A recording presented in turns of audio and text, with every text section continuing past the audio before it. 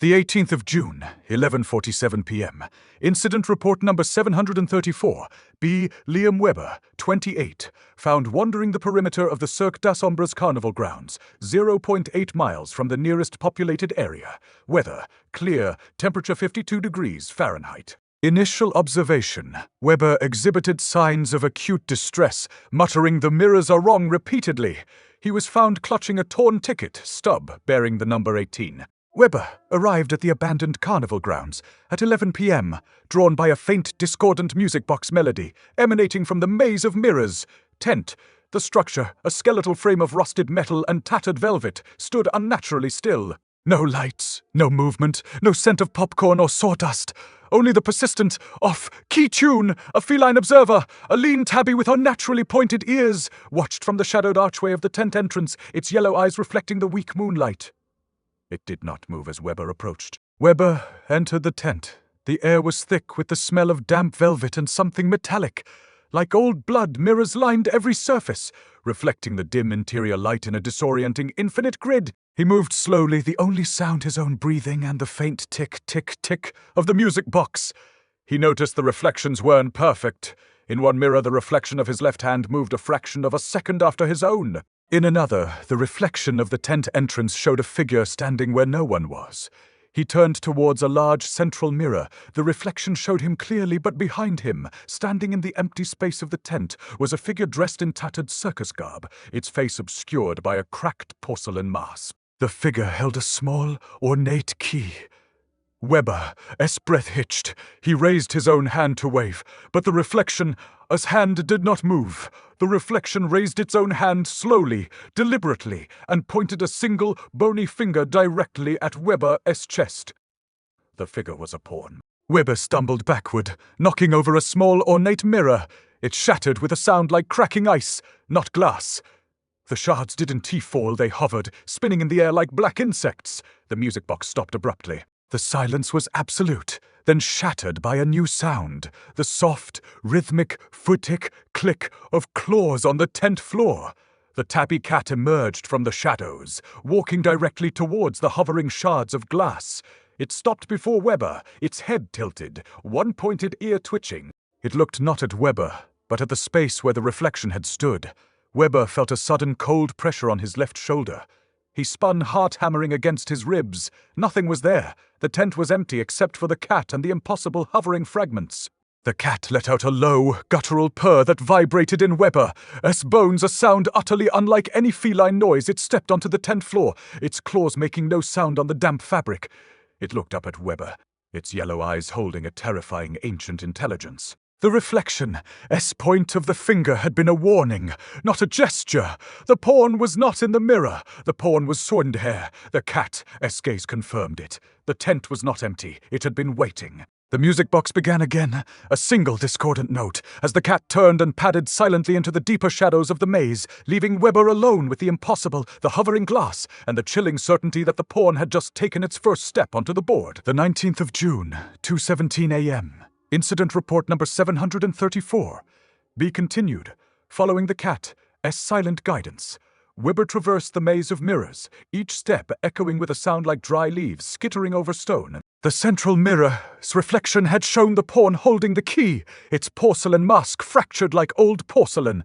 The cat, a silent shadow with unnaturally pointed ears, moved ahead, its yellow eyes fixed on the path. Weber's breath fogged the cold air, tasting faintly of copper.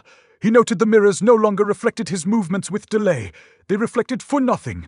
When he stood before them, only the empty space behind his own form where the pawn should be held a faint, greasy smear. The cat stopped abruptly before a large, ornate mirror.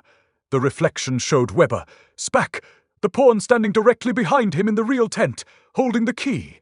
Weber's own reflection turned its head, the movement jerky, unnatural. The pawn's reflection raised the key, pointing it not at Weber but at the mirror's glass.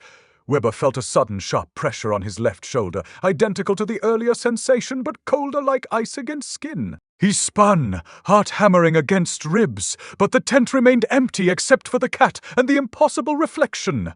The cat let out a low, guttural purr that vibrated in Weber, a sternum, a sound like stone grinding on stone. It stepped onto the tent floor, claws making no impression on the damp velvet.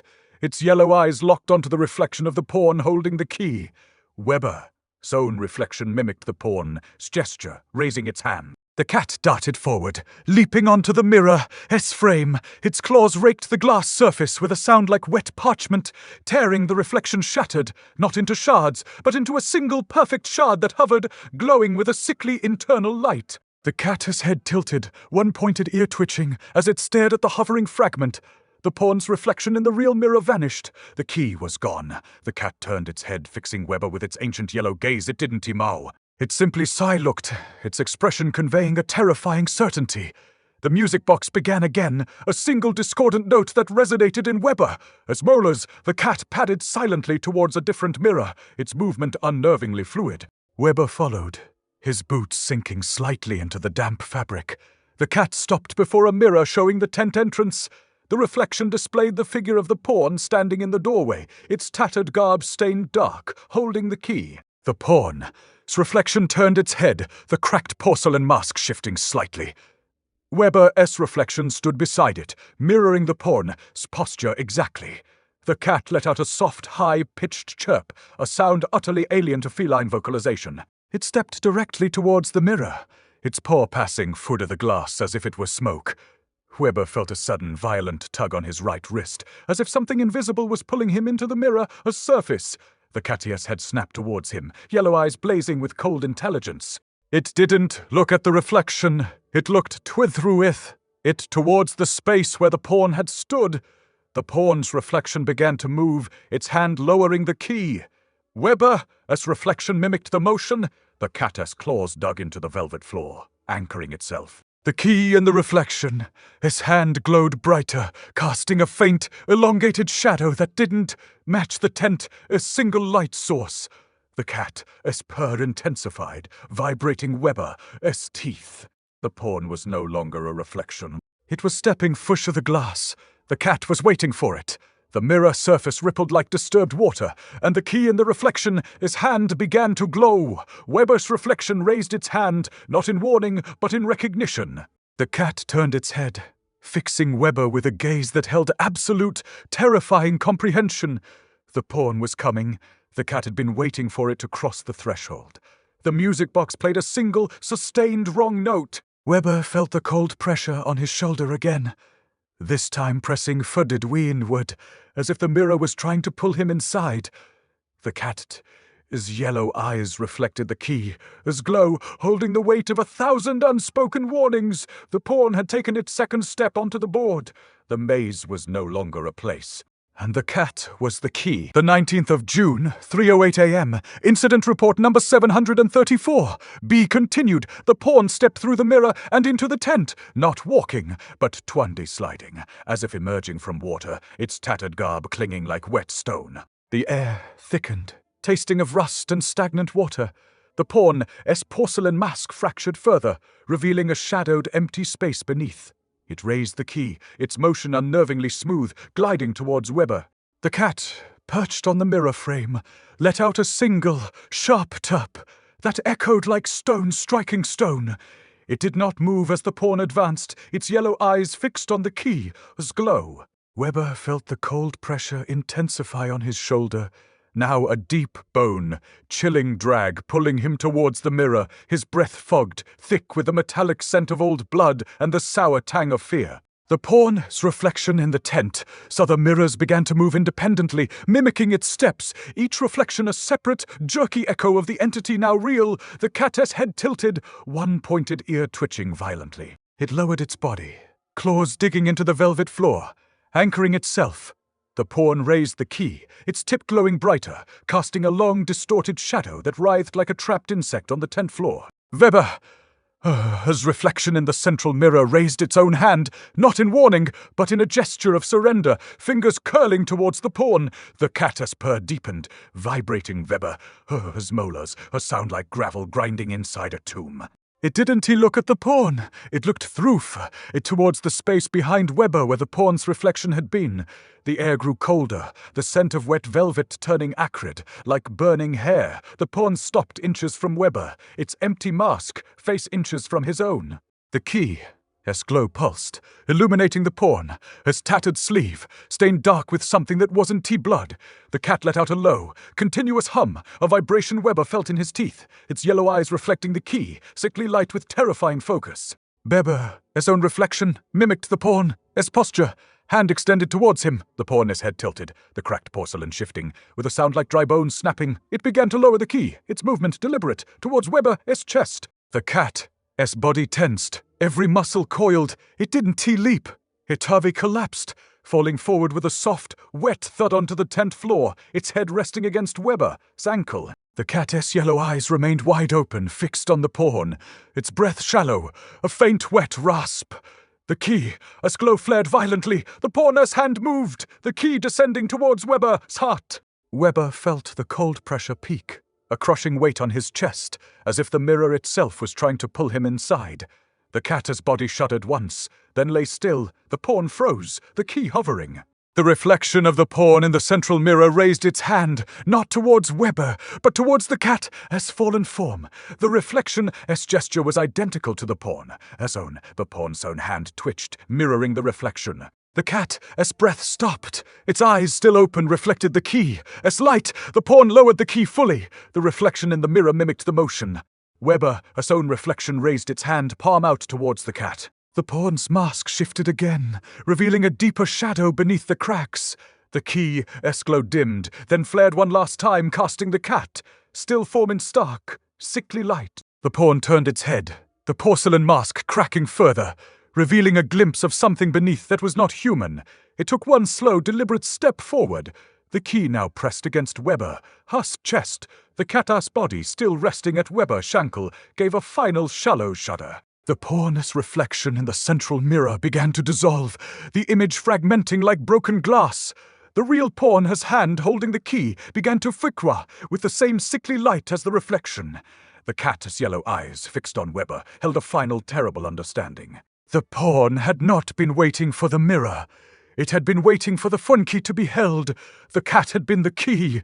The music box played a single high-pitched note that vibrated in Weber's teeth, then fell silent. The cold pressure on his shoulder vanished. The pawn stood motionless, key pressed against his chest, its empty mask, face inches from his own. The tent was silent, except for the ragged sound of Weber's own breathing and the faint wet rasp of the cat's final breath. The reflection of the pawn in the central mirror was gone. Only the reflection of Weber remained, standing rigid, hand extended towards the fallen cat. The number 18 now burned into the fabric of his sleeve where the pawn's key had touched. The ticket stub in Weber's pocket now bore the number 19. The pawn had taken its third step. The board was full. The cat was dead. Weber was next. The 19th of June, 3:22 a.m. Incident report number 734. Be continued. The pawn's key pressed against Liam Weber's sternum. The cold seeping through his shirt like liquid nitrogen. The metallic scent of the key. As glow mixed with the sour tang of the cat, as final breath, wet, shallow, and ending with a faint, rasping footy sigh against the damp velvet floor. Weber's own breath fogged, thick with the taste of copper and something deeper, like the aftermath of a ruptured vein. The pawn's porcelain mask cracked further, revealing a deeper shadow beneath the fissures, a space that seemed to absorb the sickly light of the key rather than reflect it. Its tattered sleeve, stained dark, with a viscous residue that smelled faintly of ozone and burnt hair, remained motionless against Weber. The cat lay at Weber's ankle, one yellow eye still open, reflecting the key's glow with terrifying clarity. The other eye was clouded, fixed on the pawn with a final unblinking intensity. Weber's fingers twitched against his thigh, the only movement in the suffocating silence. The music box had fallen utterly silent, leaving only the ragged sound of his own breathing and the faint wet drip of the cat's blood onto the tent floor, each drop a slow, deliberate counterpoint to the key. As pulse, the pawn did not move. It simply stood, key pressed, mask tilted slightly, as if waiting for the blood to dry. Weber felt the cold pressure intensify, not on his shoulder now, but to inside his chest cavity, a deep, resonant vibration that made his teeth ache. The key began to emit a high, pitched hum, a frequency that vibrated the bone in his sternum, not audible but felt it in his marrow. The reflection of the pawn in the central mirror, which had dissolved in Chapter 3, now flickered back into existence, but this time it was not mimicking the real entity, it was Sir Sai leading. The reflection raised its hand, not towards Weber, but towards the fallen cat, fingers curling in a gesture of finality. The pawn's mask shifted. A single slow motion, the cracked porcelain slid aside, revealing not flesh but a deeper darkness that seemed to writhe. The key's glow flared, casting the cat, still form in stark, elongated shadow. Weber's own reflection in the central mirror began to move independently, raising its hand, not in surrender now, but in a gesture of Sai recognition, fingers tracing the outline of the cat, his body on the floor. The pawn's real hand mirrored the reflection. Sus motion, the key descending fractionally further. Weber felt a sudden, sharp fukueth at his left ankle, as if the cat's body was anchoring him to the spot. The wet rasp of the cat ceased. The yellow eye reflecting the key, slight dimmed, then went utterly dark. The reflection of the pawn in the mirror raised its key, hand pointing directly at Weber's heart.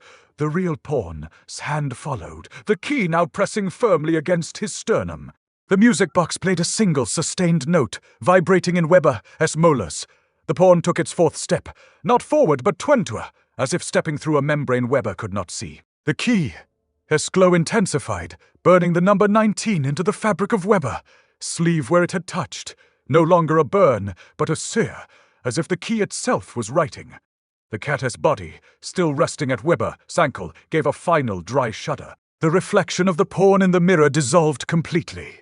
The real pawn's mask cracked fully, the shadow beneath shifting, revealing a glimpse of something that moved with the slow, deliberate glide of a serpent. The key's hum deepened, resonating with the cold pressure inside Weber's chest.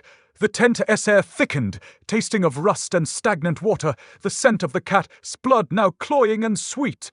Weber's breath fogged, each inhalation sharp with the metallic taste of the key's glow. The pawn hand holding the key began to ford, with the same sickly light as the reflection had. The number 19 on his sleeve pulsed. The ticket stub in his pocket flared with a sudden searing heat, the ink smearing to reveal the number 20. The pawn's mask shifted again, the shadow beneath deepening, as if something was wind rising within the void. The cold pressure on Weber's chest became a crushing weight. The key's glow burning through his shirt. The cat's dead body, still at his ankle, felt unnaturally cold, the fur stiffening. The pawn had taken its fourth step. The board was full. The cat was dead. The music box played a single, high, pitched note that vibrated in Weber's teeth, then fell silent. The pawn's mask was now fully open, revealing only the deep, shifting darkness beneath, and the key's glow cast the number 20 onto the 10th floor in front of Weber's feet. The 19th of June, 3:31 a.m. Incident report number 734. Be continued. The pawn's mask fully disintegrated, revealing a shifting void beneath the porcelain. The key's glow intensified, burning the number 20 into the 10th floorboards with a sound like sizzling fat. Weber's sleeve seared with the same number, the fabric blackening and curling. The cat's body, still at his ankle, stiffened further, the fur now brittle as dried moss. Its open yellow eye reflected the key's light, now dimming to a final, sickly pulse. The pawn's hand, holding the key, began to dissolve into the same sickly radiance, the tattered sleeve dissolving into motes of shadow. The cold pressure inside Weber's chest became a physical weight, compressing his ribs with the force of a hydraulic press. Each breath tasted of hot copper and the acrid scent of the cat's cooling blood. The key's hum vibrated his sternum, a subsonic thrum that made his teeth feel loose in his jaw. The reflection of the pawn in the central mirror vanished entirely. Only Weber's reflection remained, standing rigid, hand extended towards the cat. As corpse, the number 19 now burned into the palm of his real hand. The ticket stub in his pocket flared white.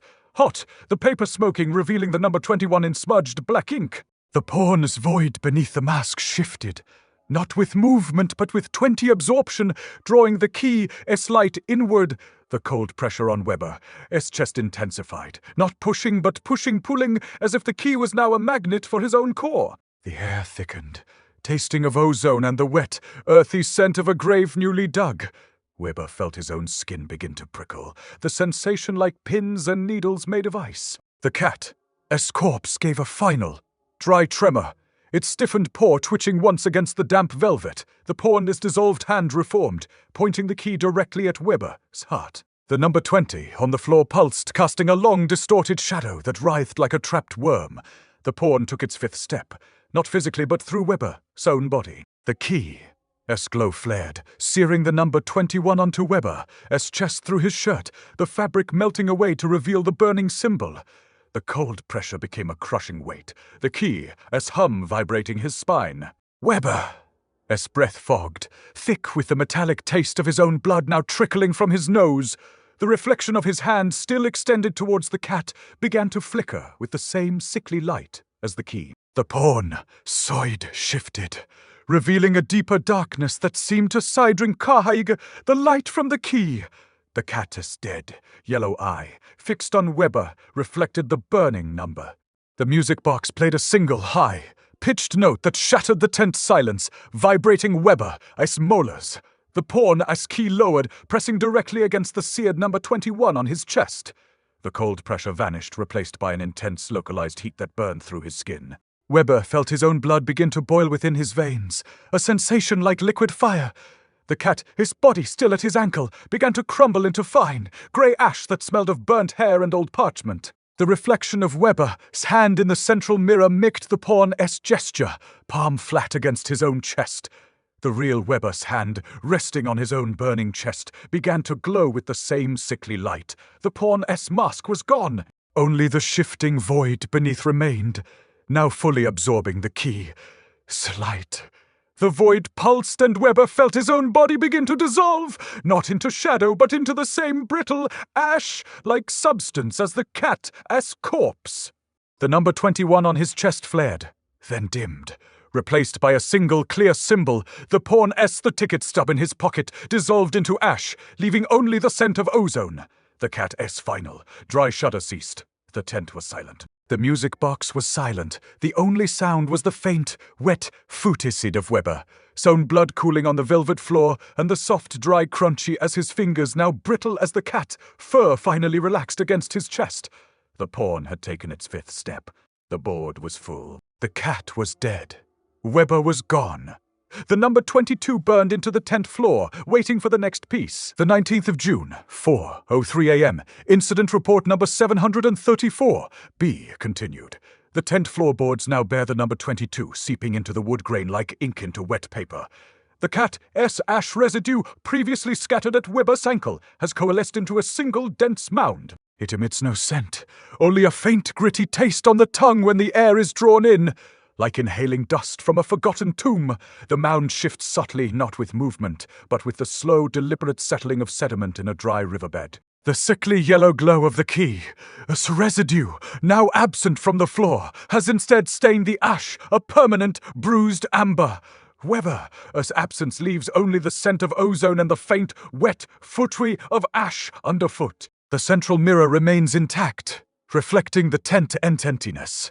Yet the reflection of the number 22 on the floorboards flickers within its glass surface, not as a copy, but as a copy projection, the real number seeping through the wood, the reflection mimicking its progress. The music box, silent since Chapter 5, emits a single low, frequency hum vibrating the tent skeletal frame. It is not a melody, but the sound of stone grinding against stone, felt more than heard. The ash mound pulses once, a single dry crackle, like parchment tearing. From its center, a new shape begins to form, a faint outline of a cat's head rendered in the same amber residue. It lacks detail, only the suggestion of pointed ears and a downward curve of a muzzle. The reflection in the central mirror now shows the shape forming within the glass, its edges blurred as if viewed through thick, muddy water. The number 22 on the floorboard beneath the ash begins to glow with the same amber light, casting a shadow that does not align with the tent's single light source. The shadow elongates, stretching toward the mirror's frame. The music box hum intensifies, vibrating the air with a subsonic thrum that makes the teeth ache. The reflection of the ash shape in the mirror moves its head, a jerky, independent motion. The real ash mound shudders, then begins to sickly flow, not as liquid, but as if the residue is dissolving into the floorboards. The number 22 on the wood darkens, the amber light receding into the grain. The reflection, as shadow now fully formed, detaches from the mirror, surface and slithers across the tent floor toward the central mirror. It moves with the silent glide of a serpent through dry grass, leaving no mark on the damp velvet. The ash mound vanishes. The reflection. As shadow reaches the mirror, it passes through the glass as if the surface were smoke, and the central mirror shatters, not into shards, but into a single smooth fragment that hovers, glowing with the amber light. The fragment. S surface now displays the number 23, etched in the same residue as the cat, as outline. The music box S hum shifts to a single, sustained note that resonates in the chest cavity. The note is not played. It is one feltoir, as pressure. The reflection of the number 23 in the mirror, fragment begins to pulse. The real number 22 on the floorboard darkens further, the amber light draining into the wood. The shadow of the cat, outline now visible only in the fragment, tilts its head. The music box note deepens, vibrating the bones. The fragment hovers closer to the tent S entrance. The air thickens with the scent of wet stone and old blood, the same as when Weber first entered.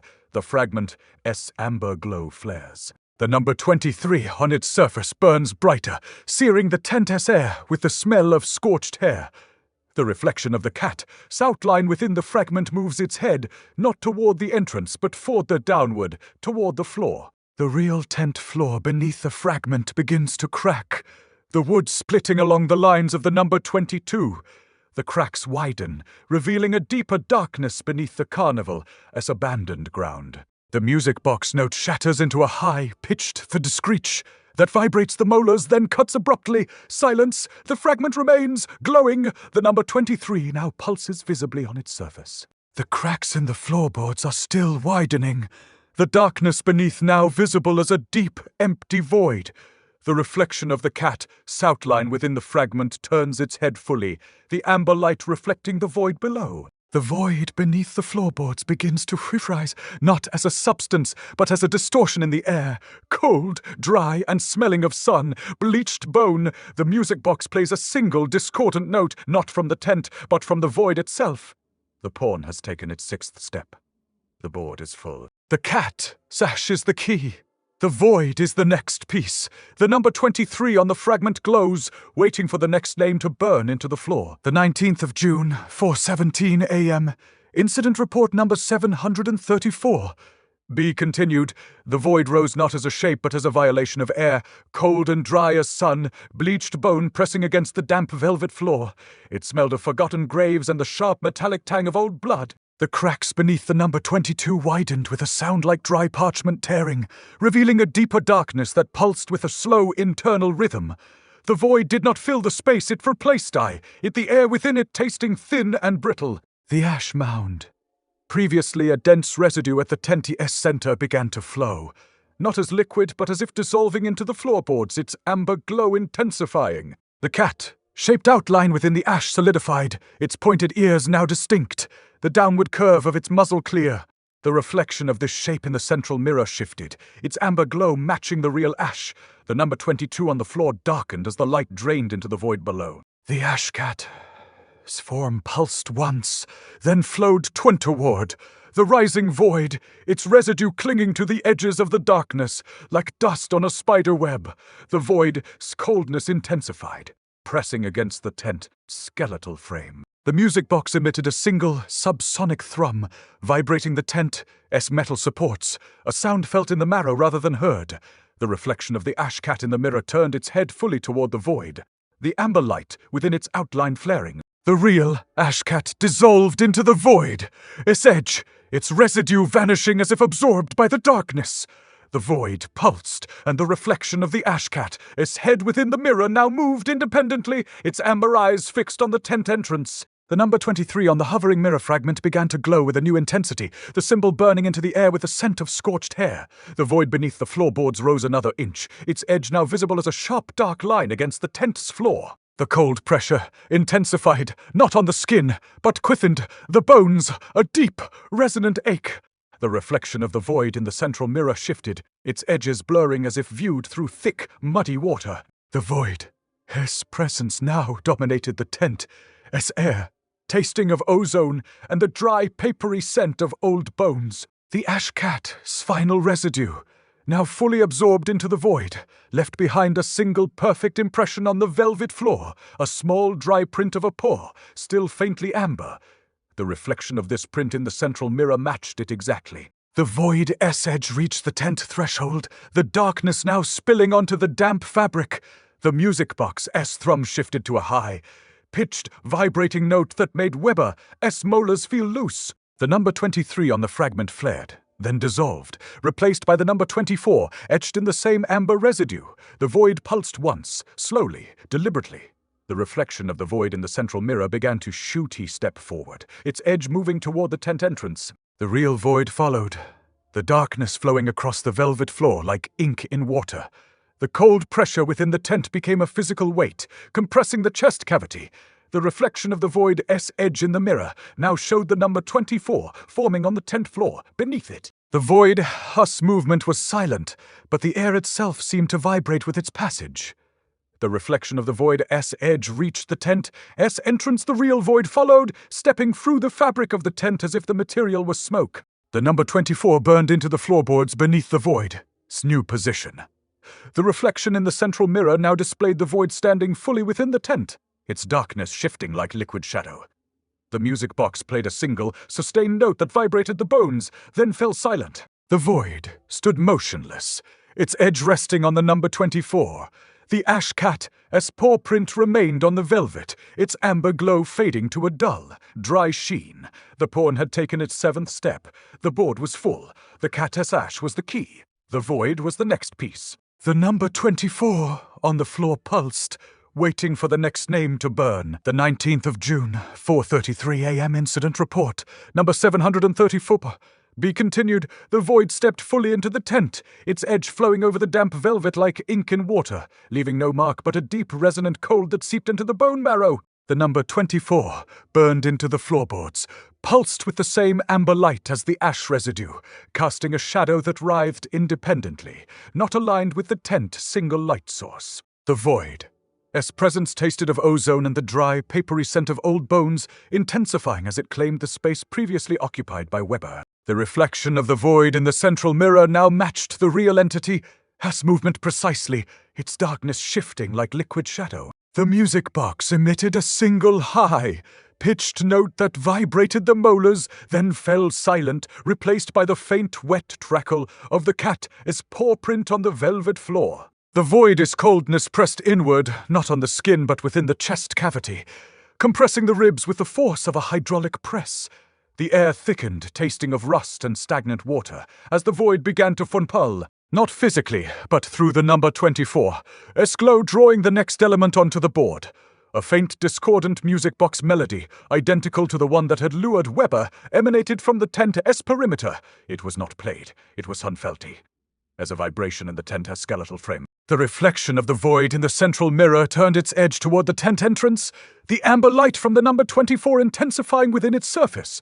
The void S-edge, now fully within the tent, began to flow toward the entrance, its movement silent but the air itself vibrating with its passage. The music box melody ceased abruptly. A figure emerged from the tent-shadowed archway. Elena Rostova, 34, groundskeeper for the abandoned carnival, found clutching a torn ticket stub bearing the number 24. She moved with the slow, deliberate gait of a sleepwalker, her eyes fixed on the glowing number 24 on the floor. The void S-edge met her shadow, and she stopped, frozen, the cold pressure intensified, pressing against her chest, the same sensation Weber had felt. Her breath fogged, thick with the metallic taste of the void. The cat's ash paw print on the velvet floor flared with amber light, matching the void as intensity. The reflection of the paw print in the central mirror pulsed in time with the real print. Elena, her hand trembled, the ticket stub burning at the edges. The void's edge flowed upward, not touching her, but within her, the cold seeping into her veins. The number 24 on the floor began to dissolve, the amber light draining into her shadow. The reflection of the void in the mirror stepped forward, its darkness now encompassing the entire mirror surface. The void's coldness became a crushing weight on Elena's chest, the key as hum vibrating her sternum. The cat's paw print glowed brighter, its amber light reflecting in Elena's wide, unblinking eyes. She raised a hand not toward the void, but toward the paw print, fingers curling as if to grasp it. The void pulsed once. The reflection of the void in the mirror dissolved into the number 25, etched in the same amber residue. The real void flowed over Elena's shadow, the darkness rising to meet her face. The number 24 vanished from the floorboards, replaced by the number 25 burning through the velvet fabric. The cat's paw print dimmed, its amber glow fading to a dull, dry sheen. Elena's breath fogged, thick with copper, as the void's cold pressed inward, pulling her toward the tent's heart. The reflection of her hand in the central mirror mimicked the real one, palm flat against her chest where the void pressed. The voidy edge reached her throat, the cold seeping through her collar. The music box played a single discordant note that vibrated in her teeth, then fell silent. The void stepped fully onto the board. The cat's ash was the key. The void was the next piece. The number 25 burned into the tent floor, waiting for the next name. Elena Rostova, 34, was no longer visible. Only the scent of ozone, the wet crackle of the cat, as paw print fading, and the number 25 glowing on the velvet floor remained. The pawn had taken its 8th step. The board was full. The cat's ash was gone. Elena was next. The void pulsed cold and dry as sun, bleached bone, waiting for the next name to burn. The 19th of June, 4:47 a.m. Incident report number 734. B continued. Aris Thorne, 29, maintenance technician for the abandoned carnival, was found standing motionless at the maze of mirrors entrance, the torn ticket stub in his hand now bearing the number 26. Weather clear. Temperature 50 degrees Fahrenheit. Initial observation, Thorne exhibited no visible distress, his eyes fixed on the glowing number 25 burning through the velvet floorboards. The void pulsed once, its cold intensity intensifying, pressing against the tent, a skeletal frame like a physical weight. The scent of ozone thickened, undercut by the dry, papery odor of the cat's ash residue. Thorne's breath fogged, tasting of hot copper and old dust, as the void's edge flowed silently toward him across the damp fabric, leaving no mark but a deep resonant chill in the air.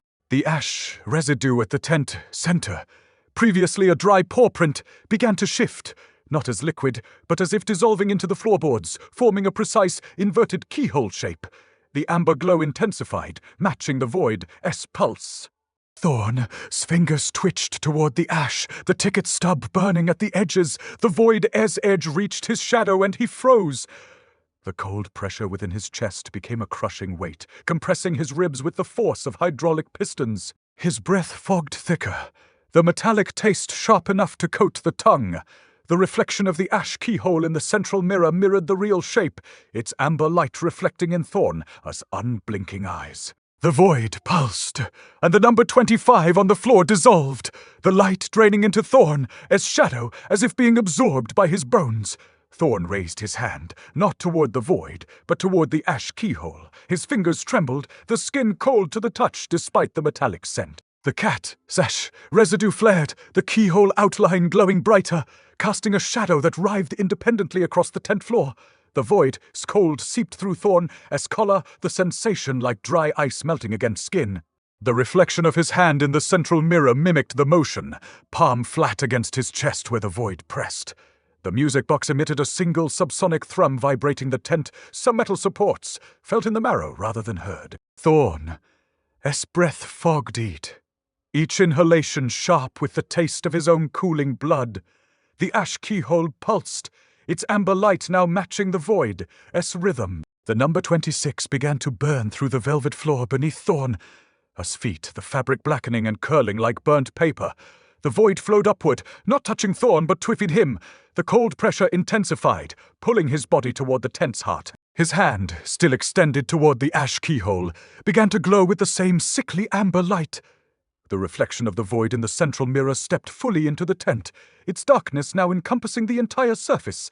The cat's ash residue vanished, leaving only the perfect keyhole outline on the velvet. Thorne's breath fogged thick with copper, as the void's cold pressed inward, seeping through his shirt. The music box note vibrated his molars, then cut abruptly. The number 26 burned into the floorboards, the symbol searing the air with the smell of scorched hair. Thorne's hand lowered, palm flat against his chest, mirroring the reflection. His eyes remained fixed on the ash keyhole, now gone, replaced by the burning number 26. The void pulsed once. Slowly, the reflection of the void in the mirror dissolved into the number 27, etched in amber residue. The real void flowed over Thorn, his shadow, the darkness rising to meet his face. The number 26 vanished from the floorboards, replaced by the number 27 burning through the velvet. Thorn's breath fogged, thick with copper, as the void's cold pressed against his throat. The reflection of his hand in the central mirror mimicked the real one, fingers curling toward the void. The cat ash residue left no trace but the scent of ozone and the faint, wet crackle of the void, his passage. The music box played a single discordant note that vibrated in Thorn, as teeth then fell silent. The void stepped fully onto the board. The cat ash was gone. The void was the key. The number 27 burned into the 10th floor, waiting for the next name. Aris Thorn 29 was no longer visible. Only the scent of ozone, the dry crunchy of the void, its passage, and the number 27 glowing on the velvet floor remained. The pawn had taken its 9th step. The board was full. The cat ash was the key. The void was the next piece. The number 27 pulsed. Cold and dry as sun, bleached bone, waiting for the next name to burn. The 19th of June, 5:01 a.m. Incident report number 734. Be final. The void pulsed with the rhythm of a dying heart, cold and dry as sun. Bleached bone pressing against the tent, skeletal frame. The number 27 burned through the velvet floorboards, its amber light casting a shadow that writhed independently, not aligned with the tent, single light source. The scent of ozone thickened, undercut by the dry, papery odor of the cat, as ash residue now dissolved into the floor. A faint, discordant music box melody, identical to the one that had lured Weber, emanated from the tent as perimeter, felt as a vibration in the tent as metal supports rather than heard. The reflection of the void in the central mirror now displayed a perfect, inverted keyhole shape, where the cat paw print had been, its amber glow matching the void. As pulse the music box melody ceased abruptly. Maya Chen, 22, groundskeeper for the abandoned carnival, emerged from the tent as shadowed archway, clutching a torn ticket stub, bearing the number 28. She moved with the slow, deliberate gait of a sleepwalker, her eyes fixed on the glowing number 27. The void edge flowed silently toward her across the damp fabric, leaving no mark but a deep, resonant chill in the air. The cold pressure intensified within her chest, compressing her ribs with the force of hydraulic pistons. Her breath fogged, tasting sharply of hot copper and old dust. The ash residue at the tent center, now a precise keyhole, flared with amber light as she approached, matching the void's intensity. The reflection of the keyhole in the central mirror mirrored the real shape, its light reflecting in her unblinking eyes. Maya, her fingers trembled toward the ash keyhole. The ticket stub burned at the edges. The void pulsed, and the number 27 dissolved. The light draining into her shadow as if absorbed by her bones, her hand, still extended toward the keyhole, began to glow with the same sickly amber light. The reflection of her hand in the central mirror mimicked the motion, palm flat against her chest where the void pressed. The music box emitted a single subsonic thrum vibrating the tent's frame, felt in the marrow rather than heard. Maya, a breath fogged thicker, each inhalation sharp with the taste of her own cooling blood. The ash keyhole pulsed, its amber light now matching the void, rhythm. The number 28 began to burn through the velvet floor beneath her feet, the fabric blackening and curling like burnt paper. The void flowed upward, not touching Maya, but within her. The cold pressure became a crushing weight, pulling her body toward the tent's heart. Her hand, glowing amber, lowered, palm flat against her chest, mirroring the reflection. The reflection of the void in the central mirror dissolved into the number 29, etched in amber residue. The real void flowed over Maya. Shadow, the darkness rising to meet her face. The number 28 vanished from the floorboards, replaced by the number 29 burning through the velvet. Maya, her breath fogged, thick with copper, as the void's cold pressed against her throat. The reflection of her hand in the central mirror mimicked the real one, fingers curling toward the void.